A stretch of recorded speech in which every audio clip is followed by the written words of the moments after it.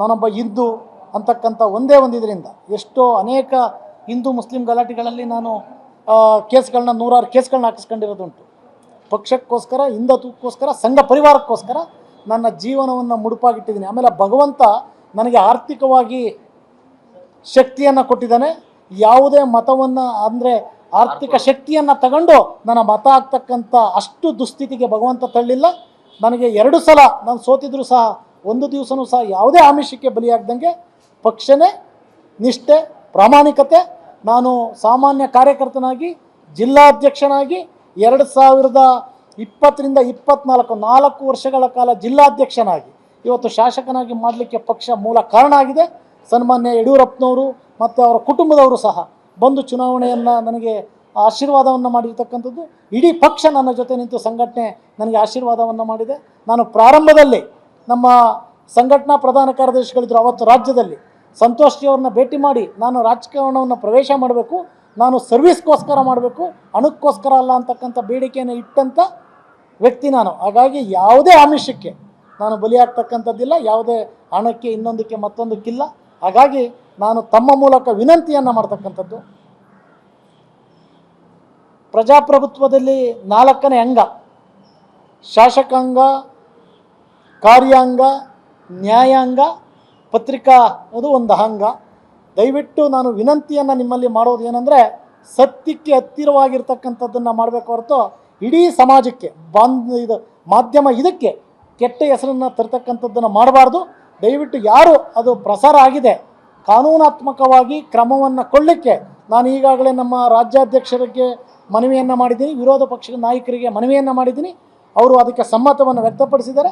ನಾನು ಕಾನೂನಾತ್ಮಕವಾಗಿ ಕ್ರಮವನ್ನು ಮಾಡ್ತೀನಿ ಅಂತಕ್ಕಂಥದ್ದನ್ನು ತಮ್ಮ ಮೂಲಕ ವಿನಂತಿಸ್ತಾ, ಈ ಸುದ್ದಿಯನ್ನು, ಪ್ರಾಮಾಣಿಕತೆಯ ಸುದ್ದಿಯನ್ನು ತಾವು ದಯವಿಟ್ಟು ನನ್ನ ಕ್ಷೇತ್ರದ ಜನತೆಗೆ, ರಾಜ್ಯದ ಜನತೆಗೆ ಸುದ್ದಿಯನ್ನು ಮಾಡಬೇಕು ಅಂತಕ್ಕಂಥ ವಿನಂತಿಯನ್ನು ತಮ್ಮಲ್ಲಿ ಮಾಡಿ ನನ್ನ ಮಾತಿಗೆ ವಿರಾಮ ಇಡ್ತೀನಿ. ಇಷ್ಟು ಕಾನ್ಫಿಡೆಂಟ್ ಆಗಿರೋ ನಿಮ್ಮ ಮೇಲೆ ನಿಮ್ಮ ಹೆಸರು ಯಾಕೆ ಬರೋದಕ್ಕೆ ಕಾರಣ ಆಯಿತು? ಡಿ.ಕೆ. ಶಿವಕುಮಾರ್ ಜೊತೆ ನೀವು ಆತ್ಮೀಯರಾಗಿದ್ದೀರಿ ಅನ್ನೋ ಕಾರಣಕ್ಕ, ಏನು ಕಾರಣಕ್ಕೆ? ತಮಗೆಲ್ಲ ಗೊತ್ತಿದ್ದಂಗೆ ಸದನ ನಡಿಬೇಕಾದಂಥ ಸಂದರ್ಭದಲ್ಲಿ ಇವತ್ತು ಬೇಲೂರು ವಿಧಾನಸಭಾ ಕ್ಷೇತ್ರದಲ್ಲಿ ಸುಮಾರು 60.8 ಕಿಲೋಮೀಟರ್ಗಳು ಎತ್ತಿನೊಳೆ ಯೋಜನೆ ಇದೆ. ಅಂದಿನ ನೀರಾವರಿ ಸಚಿವರಾಗಿದ್ದರು.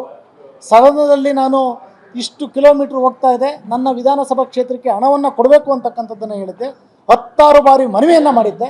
ಅದರ ಫಲವಾಗಿ ಒಂದಿಷ್ಟು ಆಯಿತು, ಮುಂದಿನ ದಿವಸಗಳಲ್ಲಿ ಹಣವನ್ನು ಕೊಡೋಣ ಅಂತಕ್ಕಂಥದ್ದನ್ನು ಹೇಳಿದರು. ಬಹುಶಃ ಇದನ್ನೇ ದೌರ್ಬಲ್ಯವನ್ನು ಇಟ್ಕೊಂಡು, ಏನು ಅಭಿವೃದ್ಧಿಗೆ ಹಣವನ್ನು ಕೇಳಿದ್ದನ್ನು ಇಟ್ಕೊಂಡು ಇದನ್ನು ಬಹುಶಃ ನಮ್ಮ ಹಿತೈಷಿಗಳು ಈ ಒಂದು ಸುದ್ದಿಯನ್ನು ಹರಡಿಸ್ತಕ್ಕಂಥ ಕೆಲಸವನ್ನು ಮಾಡಿದ್ದಾರೆ. ಬಹುಶಃ ನಾನಂತೂ ಪಕ್ಷ ನಿಷ್ಠೆ, ಅವರಿಗೆ ಯಾವ ನಿಷ್ಠೆ ಇದೆಯೇನೋ ಗೊತ್ತಿಲ್ಲ. ಅದನ್ನು ಮುಂದಿನ ದಿವಸಗಳಲ್ಲಿ ಇದರಿಂದ ಯಾರ್ಯಾರಿದ್ದಾರೆ, ಏನಿದ್ದಾರೆ ಅಂತಕ್ಕಂಥದ್ದನ್ನು ಮಾಡಬೇಕು ಅಂತಕ್ಕಂಥ ಕೇಳ್ತಾ, ನಾನು ನಮ್ಮ ರಾಷ್ಟ್ರೀಯ ಅಧ್ಯಕ್ಷರಿಗೆ ಮತ್ತು ನಮ್ಮ ರಾಜ್ಯಾಧ್ಯಕ್ಷರಿಗೆ ಒಂದು ವಿನಂತಿಯನ್ನು ತಮ್ಮ ಮೂಲಕ ಮಾಡ್ತೀನಿ. ಇದನ್ನು ಏನು ಶಿಸ್ತು ಪಕ್ಷ, ಭಾರತೀಯ ಜನತಾ ಪಕ್ಷ ಅಂದರೆ ಒಂದು ಶಿಸ್ತಿನ ಪಕ್ಷ. ಆ ಪಕ್ಷದಲ್ಲಿ ಈ ಥರದ್ದು ಯಾರೇ ಮಾಡಿದರೂ ಸಹ ಗಲ್ಲಿಗೆ ಏರಿಸ್ತಕ್ಕಂಥ ಕೆಲಸವನ್ನು ಮಾಡಬೇಕು. ಯಾಕೆಂದರೆ ನಾನು ಆತ್ಮಸ್ಥೈರ್ಯದಿಂದ ಹೇಳ್ತಾ ಇದ್ದೀನಿ. ಯಾಕೆಂದರೆ ನಾನು ತಪ್ಪು ಮಾಡಿಲ್ಲ, ಮಾಡೋದೂ ಇಲ್ಲ. ನನ್ನ ಜೀವ ಇರೋವರೆಗೂ ಪಕ್ಷಕ್ಕೆ ನಿಷ್ಠೆಯಿಂದ, ಪ್ರಾಮಾಣಿಕತೆಯಿಂದ ಇರ್ತಕ್ಕಂಥವ್ನು ನಾನು. ಹಾಗಾಗಿ ಮುಖ್ಯಮಂತ್ರಿಗಳು ಒಂದಿಷ್ಟು ಅನುದಾನವನ್ನು ಕೇಳಲಿಕ್ಕೆ ಇನ್ನೊಂದು ಸಂದರ್ಭದಲ್ಲಿ ಹೋದಂಥ ಸಂದರ್ಭದಲ್ಲಿ ಮುಖ್ಯಮಂತ್ರಿಗಳು 224 ಜನನೂ ನೋಡ್ತಾರೆ. ಆದರೆ ನಮಗೊಂದಿಷ್ಟು ಅವರು ಮುಖ್ಯಮಂತ್ರಿ ಆಗಲಿ ಅಂತಕ್ಕಂಥದ್ದನ್ನು ಸದನದಲ್ಲಿ ವ್ಯಕ್ತಪಡಿಸಿದ್ದೀವಿ.